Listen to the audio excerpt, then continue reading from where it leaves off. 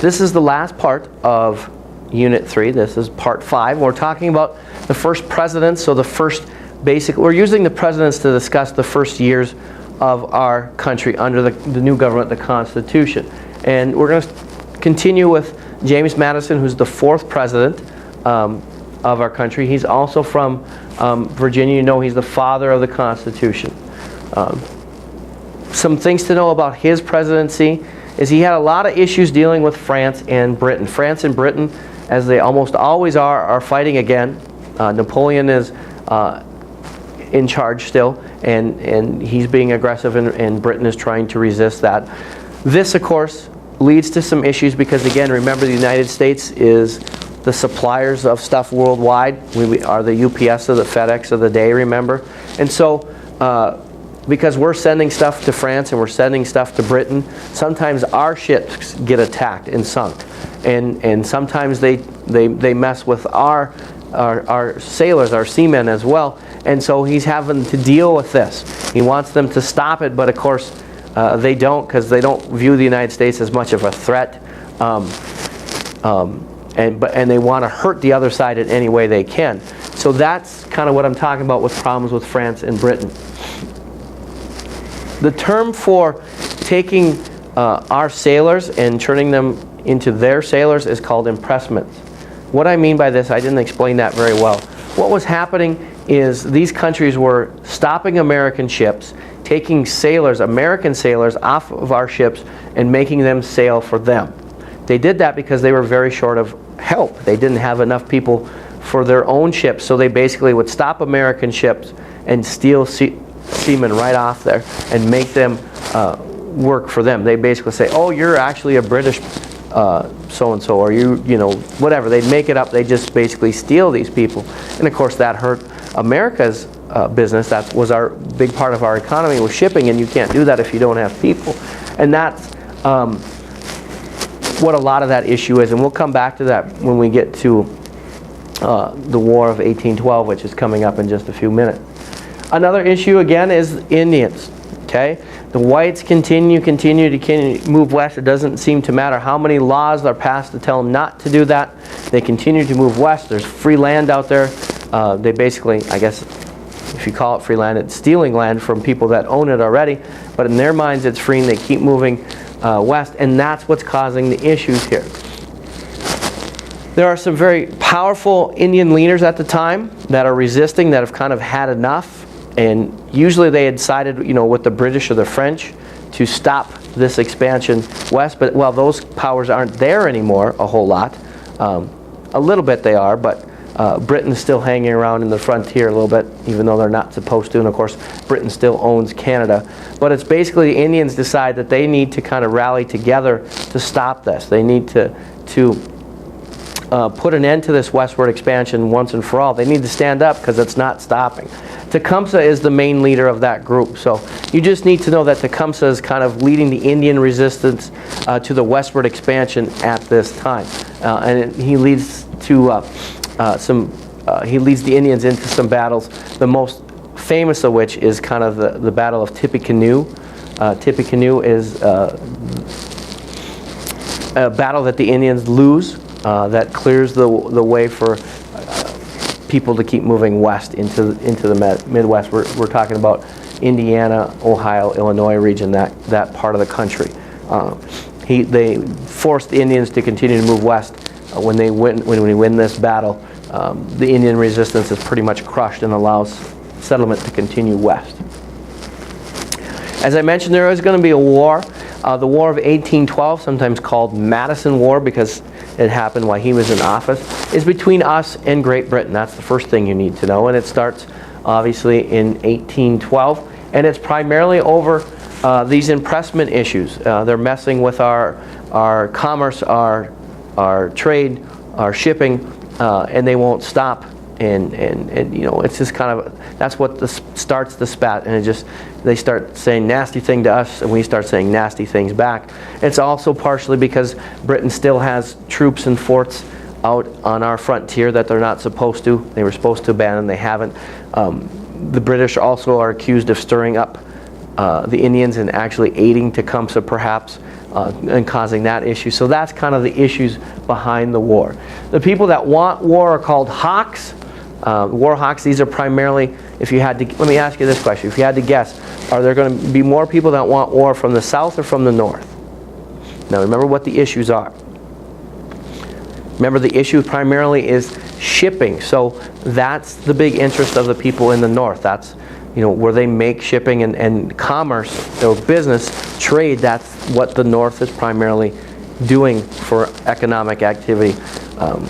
In the south, it's more agriculture. So it's not that people in the south don't have hawks and don't want, but it's primarily people of the north. Now the War of 1812 is kind of a disaster for America. We're not really prepared for war. Remember I told you Adams kind of realized that. He wanted to try to prepare us for war a little bit better. Remember, Washington had told us to stay out of wars, so we really hadn't built up much. Adams kind of started building a navy a little bit, but not that big a one. So the War of 1812, you should know, is kind of a disaster for us. Nothing proves that more than in 1812, the British sack our capital of Washington, D.C. and set fire to the Capitol and also the White House, which is a total embarrassment, of course. And the famous story of this is as Madison and his wife Dolly basically escape just before the British come, and Dolly Madison's famous word is I saved the portrait of George Washington. That's the thing that she made sure she grabbed on the way out because she thought it was that important. That's just kind of a little funny, interesting story.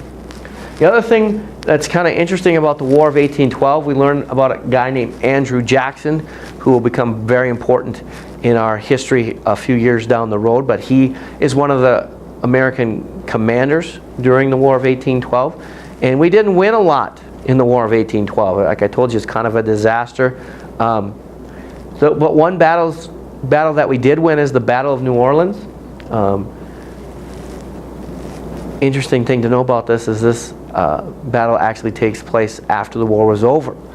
But because it took so long for word to reach people in those days, just word hadn't gotten back yet that the war was over. So it actually technically was fought after the peace treaty was signed, but this was the battle to save American shipping along the Mississippi River. New Orleans is, of course, the big port that's important there. All the stuff from the interior Midwest of the country gets shipped out and into the port of New Orleans, and even though we were outnumbered, Andrew Jackson was able to hold off the British. Just remember, it's the one decisive victory that we won. Probably the most important thing to know is that it made Andrew Jackson a household name, a war hero, which is going to help him become elected president on his own right a few years down the road. The treaty ending the war is the Treaty of Ghent. That's just, you just need to know some of these treaties. So if you see that, that's remember the War of 1812. It ends it basically. Britain didn't really get anything. We didn't get anything. It's just kind of like, yeah, we were really stupid. We shouldn't have done this. So bad, so sad. And they moved on. The other thing that's important to note about this is the Federalist Party. The Federalist Party had opposed the war. They were against the War of 1812, and because of that, they were sort of seen as traitors because they were planning. Some of them were anyway planning. They had a meeting in Hartford, and they were planning to, or at least going to talk about leaving the Union or seceding, taking some of the New England states and forming their own country. And they were seen kind of as traitors then for doing that kind of backstabbing, and their party then just fades away and ceases to exist. We don't have Federalists anymore. So that's another interesting thing to know. AP tests, and there's oftentimes questions about political parties, so this is something to remember about that. That's what kind of causes the Federalist Party to go away. Okay? And that's Madison. The big thing to know about him, as far as him being president, is the War of 1812. Other than that, there's not anything really earth-shattering to know about his presidency. He is one of Thomas Jefferson's disciples, so he's the father of the Constitution that wants a strong government, but he's also a Republican, and so he has a lot of the same views as Jefferson. He's, thinks states should have some power, thinks that people should live in a rural environment, these kinds of things. But he's mostly noted for the War of 1812. Okay, our last president we'll talk about in Unit 3 here is James Monroe. He's our 5th president, and he's the last of what we call the Virginia dynasty, which basically means most of the first presidents, being Washington, Jefferson, Madison, and Monroe, were all from Virginia. The only exception being John Adams, who was from Massachusetts. So Virginia oftentimes is called the father of the presidents, or that kind of thing. This is the last one in the line. He's the end of the Virginia dynasty. And one of the things to remember about Monroe is he presides over what historians have called as the era of good feelings. So make sure you associate this idea with this president. Now, why is this time called the era of good feelings? Well, primarily it's because, remember, there's just one political party now. So that gets rid of a lot of negative or a lot of fighting, because you only have one political party and everybody's kind of getting along. It also is because there's not a lot of outside fighting either. We don't have any wars that we're involved in, or any big conflicts with Europe or anything to that degree either. So that's why it's called the era of good feelings. Although, as we'll see, sometimes people say that that's kind of the wrong way to look at this era, that there were a lot of bad feelings, but that's what it's often called. You should know that it's associated with him and kind of why it's called that way. One of the big things to know about this time period, and we're talking early 1800s here, is the American system is put forth by a guy named Henry Clay, who is a senator from the West. And the West, we're talking, west of the Appalachians, someone that's from Kentucky, not one of the original 13 states. And he's going to become pretty important in our history here for a while. He's going to be one of the driving forces. You're going to hear his name a lot. And he put forth something called the American system. And there's 3 parts to it that we'll talk about here in just a minute. But one of the things I want you to know is the effect the great American system had on it, and it is to unify our country. We hadn't had a lot of unity since after the Revolution. Remember, the Articles of Confederation was very, very weak, and because of that, each state was kind of acting independently and on their own, and that had kind of continued even though we had the new Constitution that was much stronger. There really wasn't a whole lot of unity. Well, this starts to change that a little bit. And some of the unity I'm talking about is also just unifying us in terms of, we're going to communicate across the country, and we're going to visit different parts of the country. They're not going to be just so isolated, okay? So that's kind of the impact of it as well. But let's talk about the 3 main parts of the American system. The first part is they're going to have a second national bank. When they created the first one, it only had a charter or a contract for a certain period of time, and that had expired. Remember, that was kind of controversial even to have it. And so the second national bank is started. Again, what's important about a bank is it ties the finances into your country. The people that are the movers and shakers, that are the money people in your country, now because there's the national bank that's tied to the finances, they have a stronger interest in seeing the country do well, because that helps them financially. Their financial or economic interests are tied to the country. So we're going to have a second bank, and that again is going to help the country's finances get tied to the country, which of course helps to unify us, because what happens to all parts of the country, the bank has to consider those things. What happens to all parts of the country? So what happens in the South, the bank might decide to do that, but that affects me in the North because I do business with the bank, and so on and so forth. The second part is we're going to have tariffs or taxes on imports. What this is done for is to spur or to help American industries, American businesses. If you put a tax on an import, then the cost of that foreign product goes up, because they have to pay for that tax, which means it's a little bit more appealing to buy American stuff because it's cheaper. And of course that's going to spur things as well, because now it's going to be cheaper to buy American stuff. I'm more interested in buying American because it's cheaper, which helps to unify us because, again, products are made in the north, resources often come from the south, so you see kind of that unification coming here. The third thing is there's going to be many roads built, in particular what's called the National Road, which basically connects the East Coast to the frontier. It goes from Maryland out into Kentucky, which is going to be kind of like the first interstate.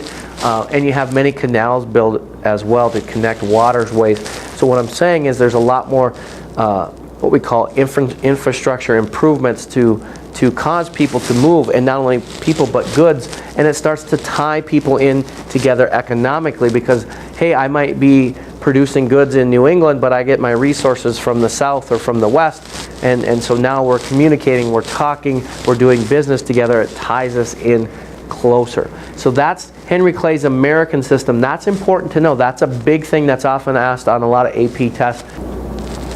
Another thing we need to remember about Monroe's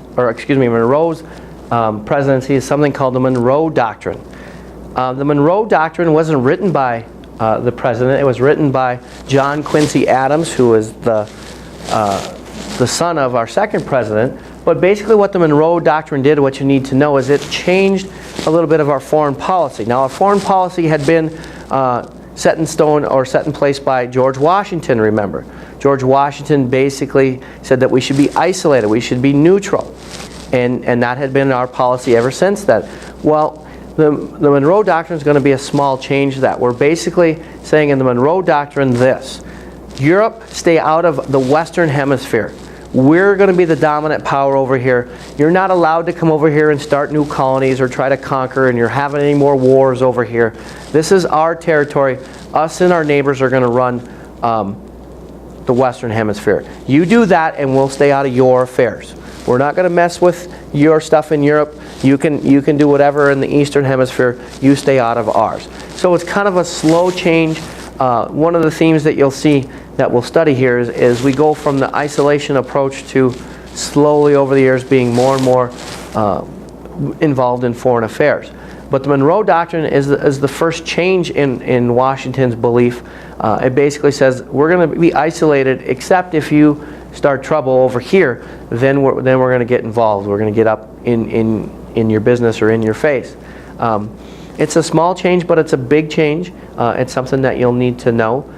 Again, basically, it's just America saying, Europe, stay out of the Western Hemisphere, and we'll stay out of European affairs. It's just kind of a statement, and that becomes kind of our position, our formal position. The other thing that kind of we need to talk about, or the last thing we'll kind of talk about here with Monroe, is again the country continues to expand. We had the Louisiana Purchase, which doubled the size of our country. We also purchased Florida from Spain.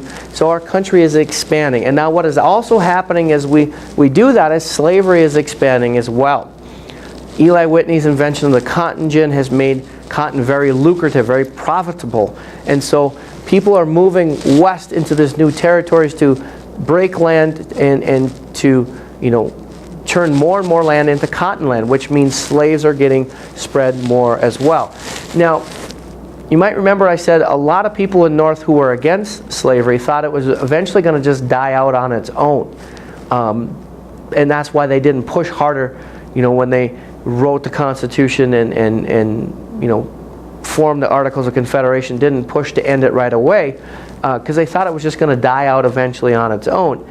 Well, what's happening now is slavery, because of this expansion westward, is actually kind of being revived. It is expanding. It's going to be more important because you cannot work cotton without slaves. The two go hand in hand. And King Cotton is kind of dominating the South and is moving further and further west into these territories as well. So in other words, slavery is getting bigger and a more important deal. And that's going to bring slavery more to the forefront. It's going to, we can't ignore it anymore as much. So that's kind of happening, and we're going to have some issues with that. And kind of what happens when people are talking about slavery expanding is what's going to happen when new states come into the country. Are these new states going to outlaw slavery, or are they going to allow slavery?